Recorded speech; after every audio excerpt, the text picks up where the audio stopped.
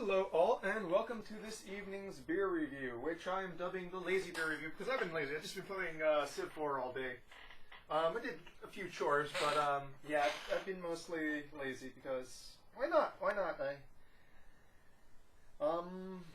Yeah, weekends are for pleasure. Anyways, what are we going to be reviewing today?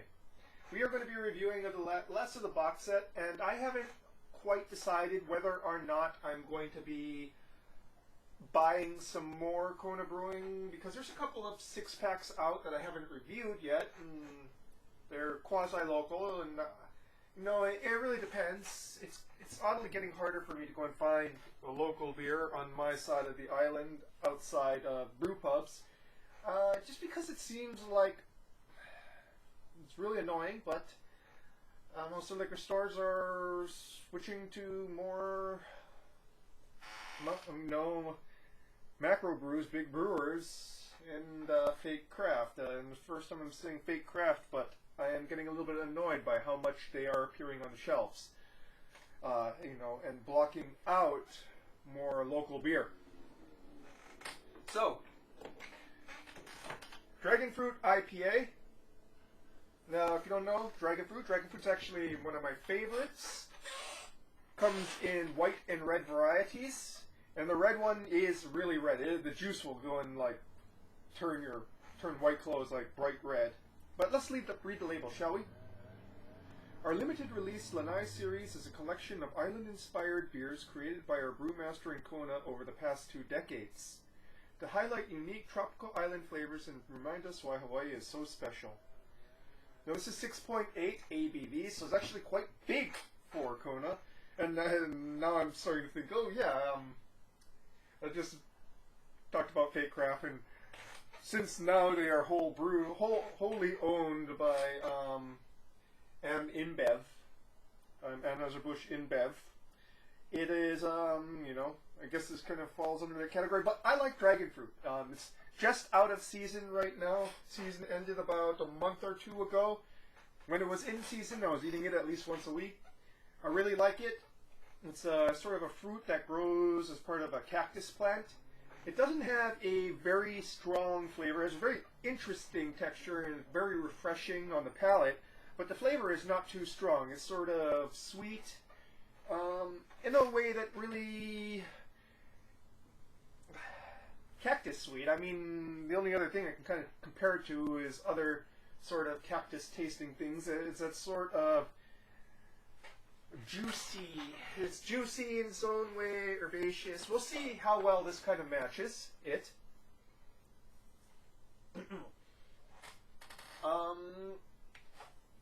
I have a feeling, though, it's a little bit too subtle to really show up in something that has a strong hop profile like in IPA. I have had this before, but it's always been like the second or third beer of the night, so my palate's kind of blasted. So why not, without further ado, it's almost been 4 minutes in, let's just get to this, shall we?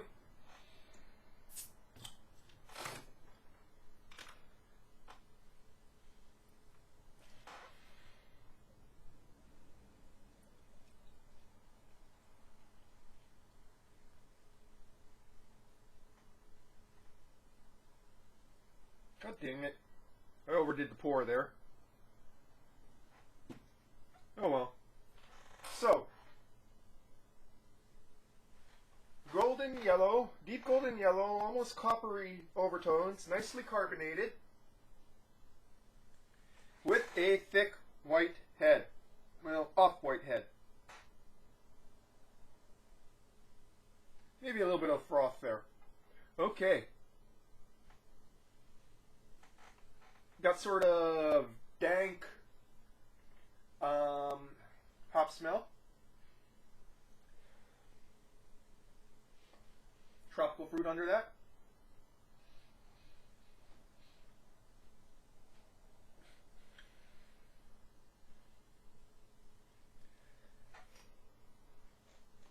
Slightly muted.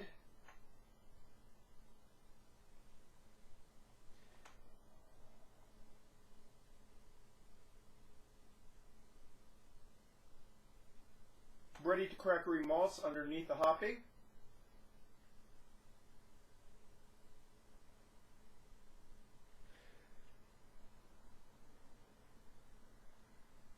slightly spicy, flowery note to the hopping as well.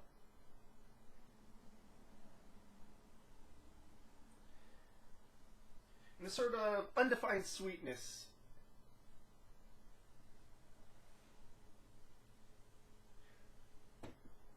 Definitely very standard IPA smells, tropical IPA smells, with just a very slight twist in a direction that's kind of hard to put your finger on.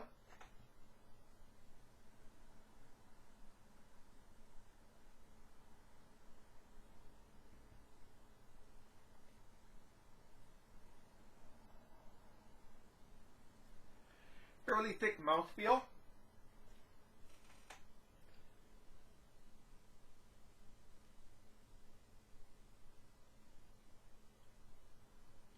Nice excuse me, nice carbonation bite.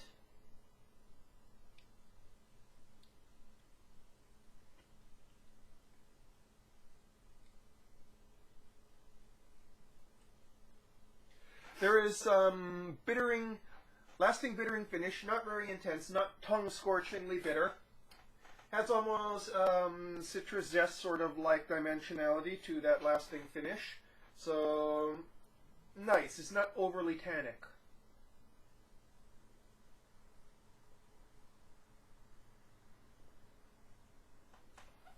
In the front to mids,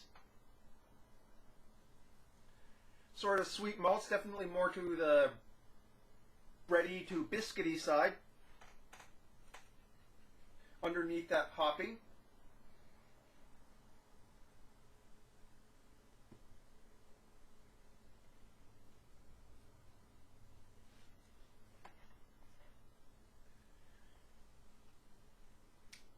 I have a feeling that this is actually fairly intensely hot in terms of alpha oils,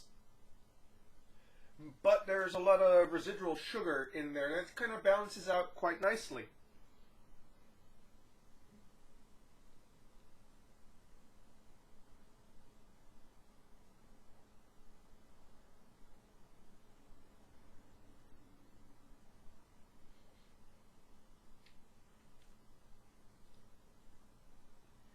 In the mid to finish, there's sort of herbaceous note to the bittering finish. Kind of dissipates quickly.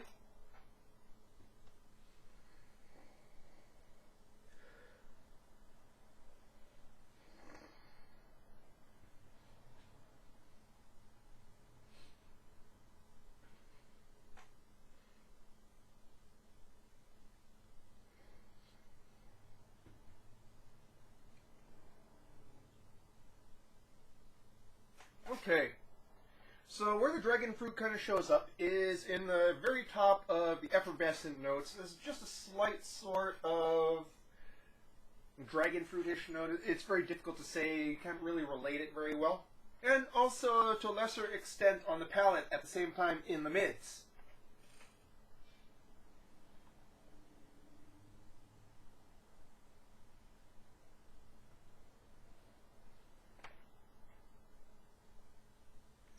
I have a feeling, though, they use mostly white dragon fruit instead of red dragon fruit, because red dragon fruit, like I said, is a very intense color.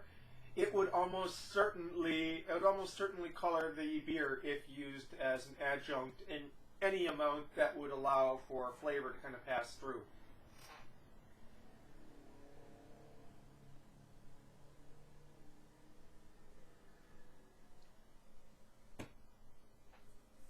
Or maybe it did. It does have almost a slight red tinge to it, especially in the shadow.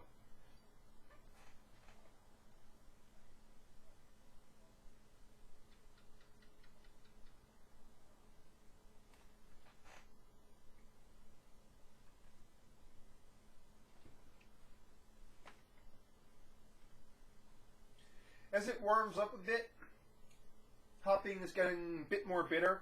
Bitterness is getting sharper, especially in the finish,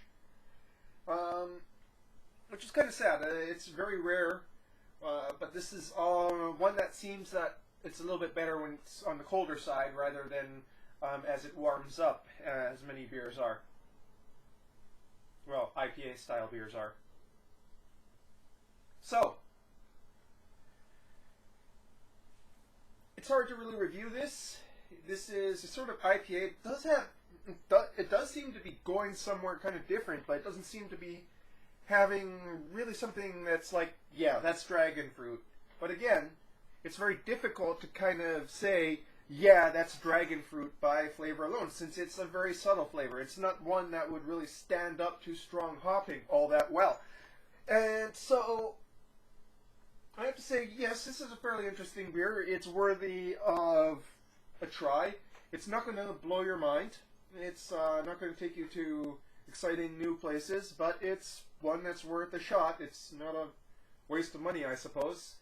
And since it comes in the box set, it comes with lots of that lovely golden ale, which I do love. But enough about that. This Kona Brewing Dragonfruit IPA, well, it's kind of there, but not really there. So maybe if your sense of taste is better than mine, you can suss it out better. I would have picked something. I would have picked a style that is not as highly hopped for this. Just my take on it. That's your beer review for tonight, folks. Cheers.